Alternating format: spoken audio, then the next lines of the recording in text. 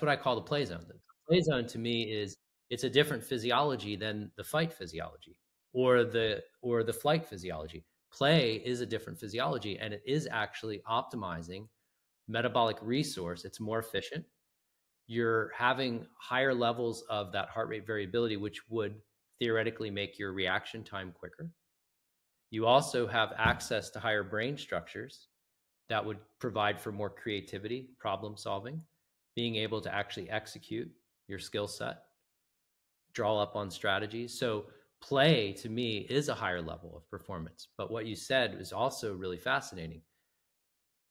Play, when we actually are in play, what that really means is we, in that moment, in our physiology, the way it's being regulated, we actually have enough vagal control that we feel comfortable.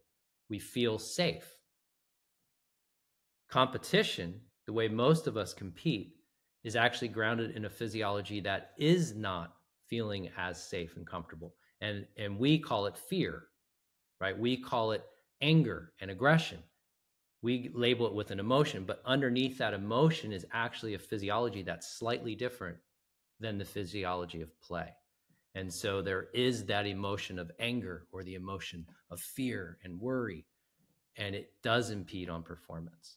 But most people, because they live in bodies that actually don't trust that it's safe to feel safe and to feel free, there are some high-level players in any sport who, when they feel comfortable, that's the worst thing for them.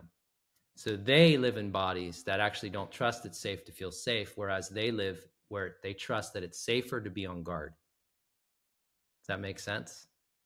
And so most people crave competition. And when they say competition, they mean fighting for the prize, fighting. It's a battle because they reside in bodies that actually are more grounded in threat and have this physiology that is more threat oriented versus safe homeostasis.